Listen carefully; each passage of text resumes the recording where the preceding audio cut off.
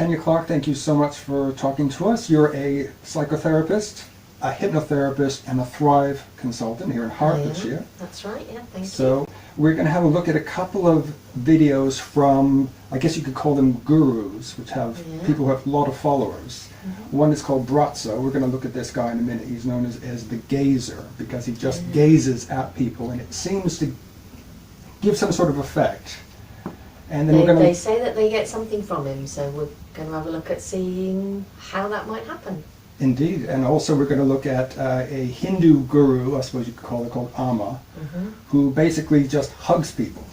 But they say that they get something from it, well-being, healing even. Yeah. And so I think the first thing we should do is have a look at Mr. Braco here. Yeah. And then afterwards we're going to hear exactly what you think of him as as a guru. Is he doing what he's saying he says he's doing, or is there something else going on here? Yeah. Right, so just have to do that. Just have a look at that.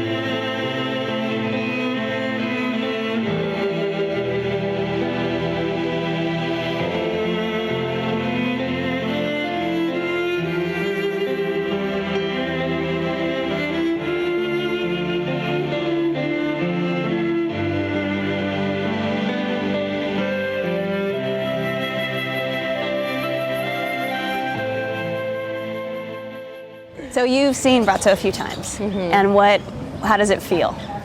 It feels like a big bubble of love. And immediately I felt a warmth and a lightness. Just a wonderful tingling sensation. And toward the end, a lot of heat. I felt this intense heat throughout my body. This heat came out and actually hit right in the neck, right where I had the problem. That energy is more powerful than any of our pain or any of our problems or any of our situations.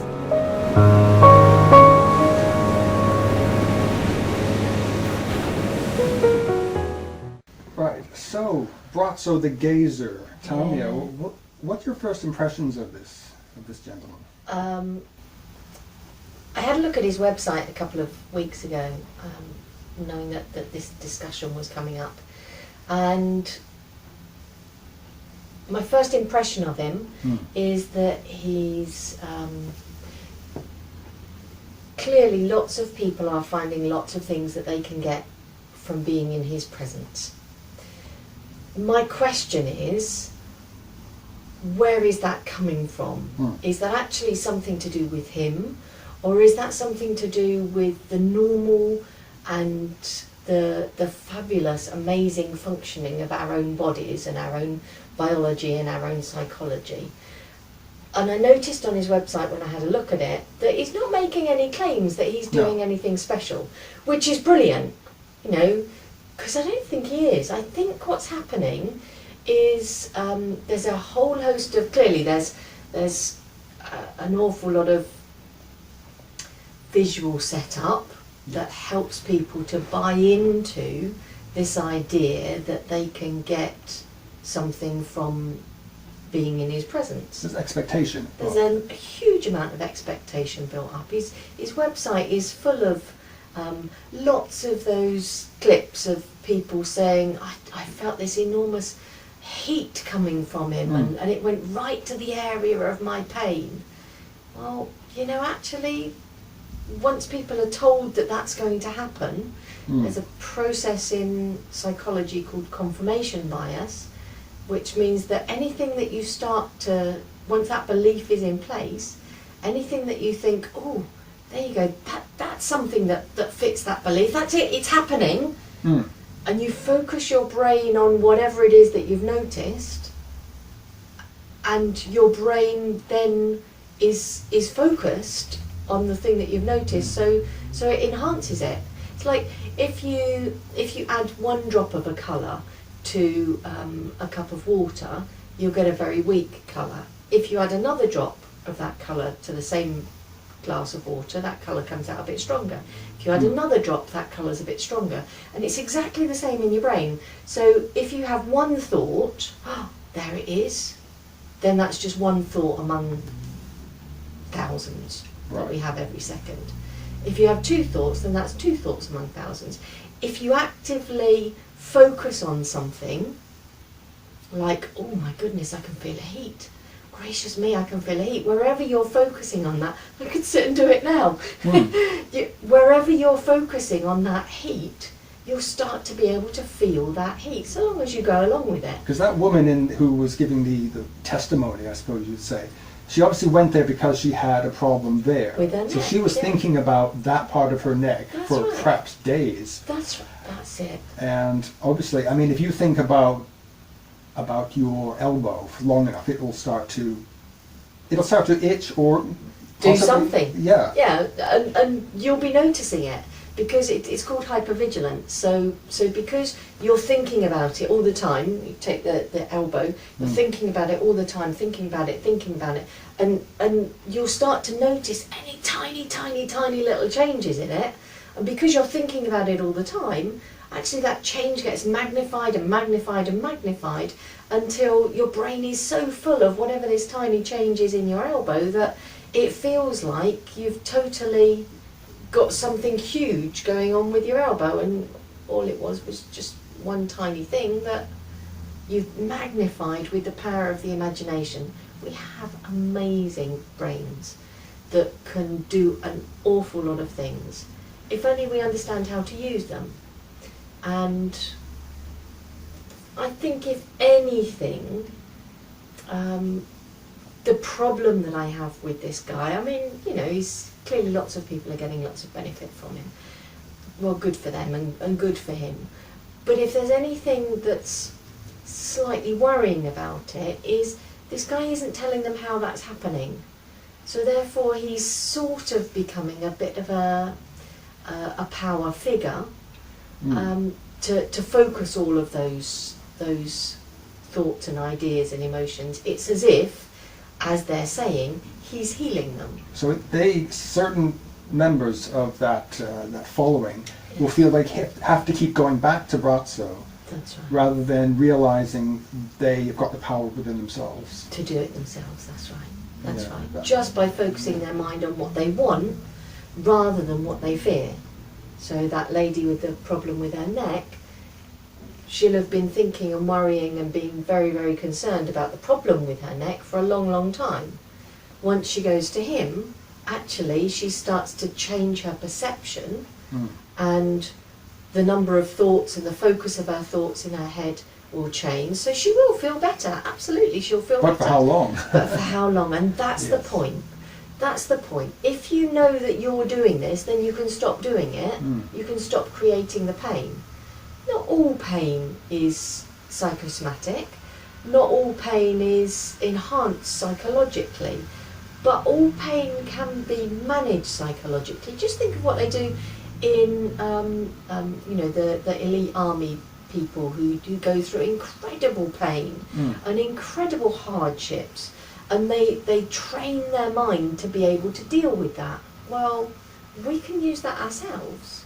And it's exactly the same as what people use when they say they've got a low pain threshold or a high pain threshold. And if we've become hypervigilant to something, then actually we're tending to notice it and make more of it than we need to. Yeah, the sort of who dares win sort of people are using that power of the mind to help them in situations that are challenging. Unfortunately, the lady on here isn't going to be able to do that. She's going to need to go back to Braco to be able to get more healing. And on the occasion that that doesn't happen, she ends up feeling even worse. Now, even Braco's not able to help me. This must be a dreadful, awful thing. And So would you say this is externalizing? yeah, very much so. Which lots of people do. You know, people who don't understand psychology and about an internal locus of control and all of that sort of thing, they will look outside themselves for the answer. The problem is when it creates a problem in that person's life, and they don't know how to fix that problem without going to someone outside of themselves for healing. Now, there's certain sorts of healing, the doctors and all of that sort of thing, that can be really, really very good. But sometimes we rely too much even on them, and we don't see that if we just tweak something in our head, actually we can reduce the burden on the NHS ourselves by what we're doing in our head and how we're focusing in our head. If we've got that confirmation bias working for us, going towards where we want to go, then actually it makes our lives and the doctor's lives a much, much better and more successful experience to be living in. Right, excellent. We're going to look at someone else now who's not too dissimilar from Braco. This is a woman who's called Amma, which I think means mother. Basically, she lives in the Hindu community in India, and like Braco, dozens, hundreds, maybe thousands of people go to her all the time to just get a lovely hug from her, which looks really nice, but they come away saying that they felt healed, well-being, and they keep lining up again and again to get hugs from this lady. And I think perhaps if we compare the two, there might be a lot of similarities. Her name is Amma, which means mother. She's known as the hugging saint. First thing in the morning, these people have come from all over India to line up and wait for that hug, that embrace, the darshan, which is a communion of sorts. Imagine hundreds and hundreds of followers waiting in line, and they know that they can wait for hours, and they'll probably wait until the night just to get the embrace. I usually leave for darshan in the morning at 10, and then I continue darshan until there is no one remaining in the line. I listen to them, and at times I become them. Their pain becomes my pain. I laugh when they laugh.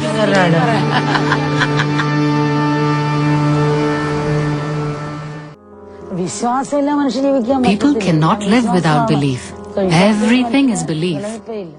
As the day would progress, there were still hundreds and hundreds of people waiting to receive the darshan, the embrace.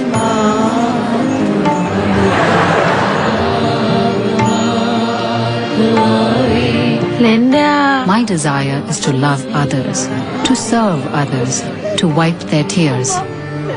I get happiness from their happiness.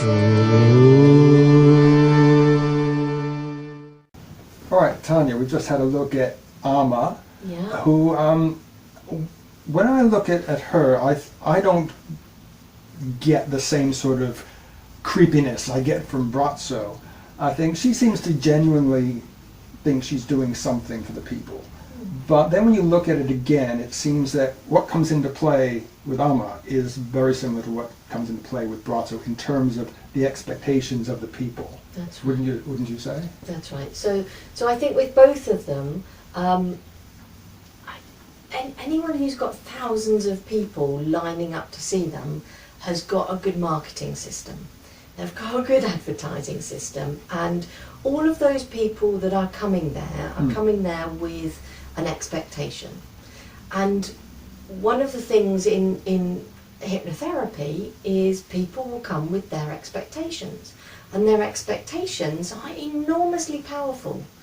And if their expectations are, well, I'm going to go here and this lovely lady is going to heal me, then actually they'll look for all of the evidence that this lovely lady is healing them. And they'll go home and they'll talk about that. Oh, I felt so much better afterwards, and I was healed of this and I was healed of that.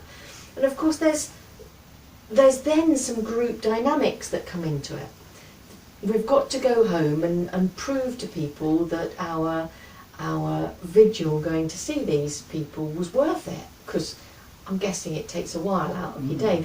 These people, some of them have spent the whole day waiting for her. And that confirmation bias is going to spread That's right. more than the other side, which is the group of people where nothing happened for them. That's right. Because people want to hear the stories that are more supernatural. That's right. And they're more interesting, more fun to pass on. Did you hear what happened? Yes.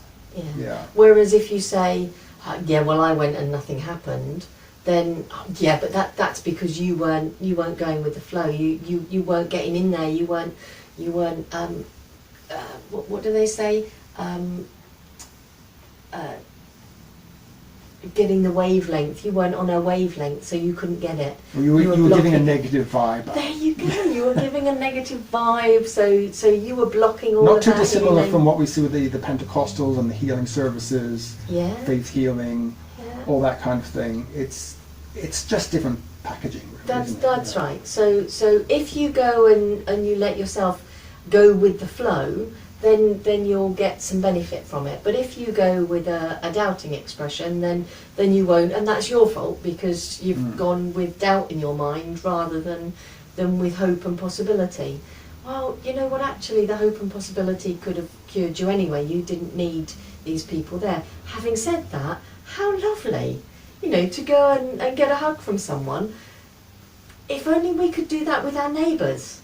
Rather than have to travel to a guru, a saint, the hugging saint. Actually, we can do that for each other. It's about acceptance. It's about being part of community. It's about feeling accepted in community. And that, again, is something that we do in our heads. If we're noticing, well, these people aren't talking to me and these people aren't able to help me and there's something different about me which separates me from all of my neighbours, then actually I'm going to feel separated from all of my neighbours. But here's a lady and a man who are both saying actually nothing other than I accept you for who you are. Well, that's sometimes all it takes for people to be able to let go of that negative mindset that they've got about themselves and enjoy their lives. So in some ways we could say that these two, I'm sure there's many more of them. I'm sure there is. There is, has been, and will be. Yeah. They're on one level, they're it's kind of harmful, but on another level, they're showing the way, but perhaps going the wrong way about it. If only they were explaining. I mean, especially Braco, his website is, in fact, Amma too. They're both saying that they're not particularly doing anything. If they were able to explain what they're enabling the people being hugged and the people being gazed upon to do for themselves, actually that would be incredibly helpful. The problem is that they're not explaining that psychology, so the people are thinking that the power rests in these gurus, these people that are put on pedestals. Can it be boiled down to people who need, for want of a better word, attention? Because in terms of Braco looks at you, I'm being looked at. Amma hugs you, she's hugging me.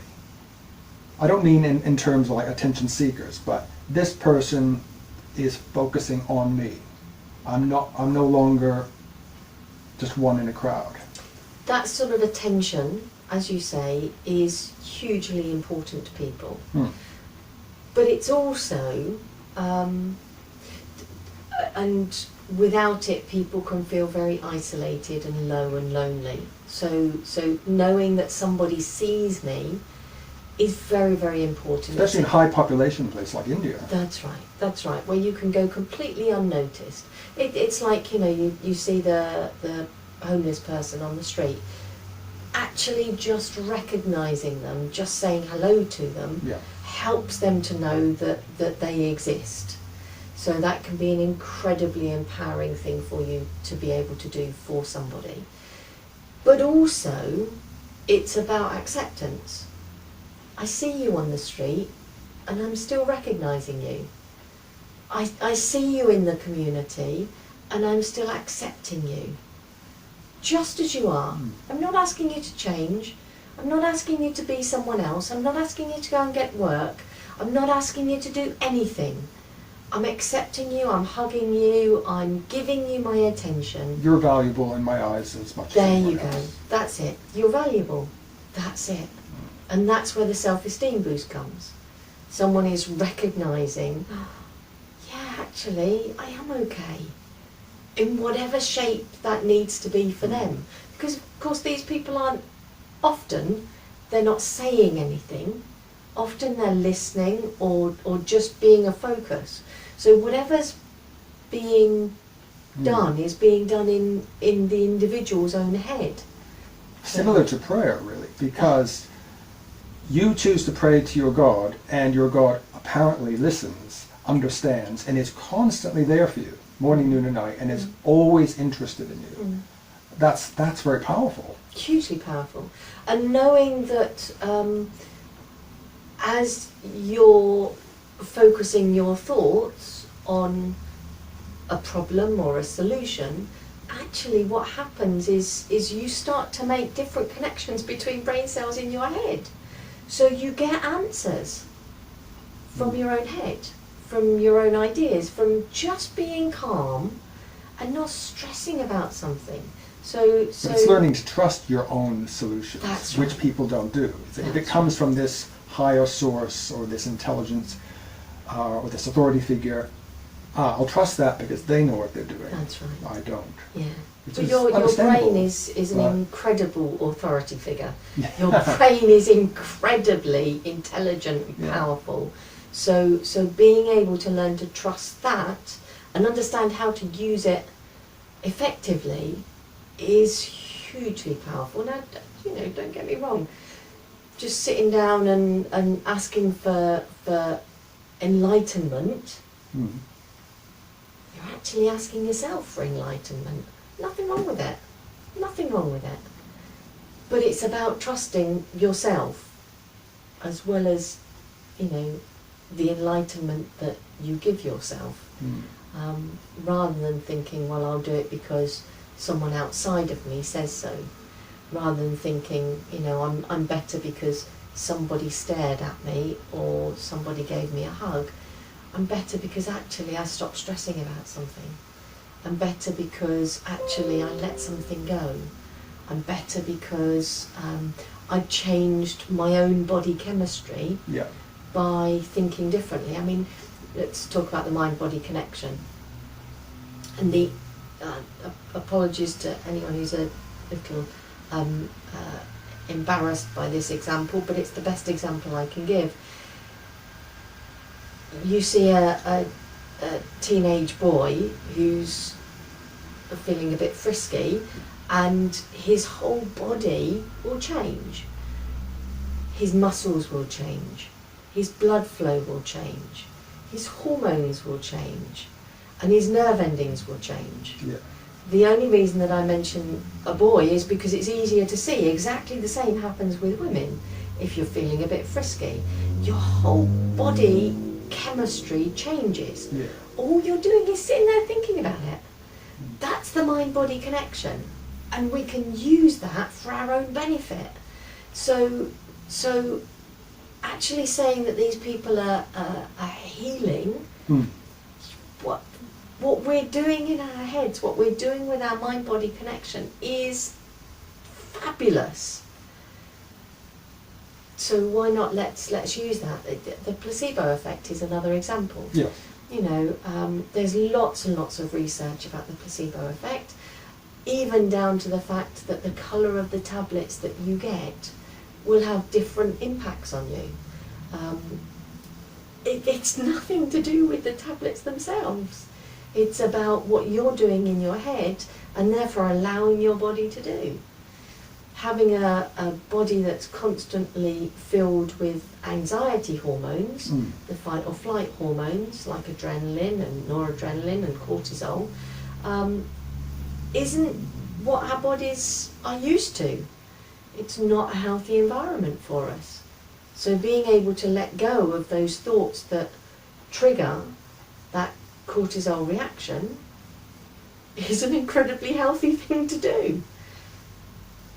If going to Amma or Braco is what helps people to do that, then fantastic.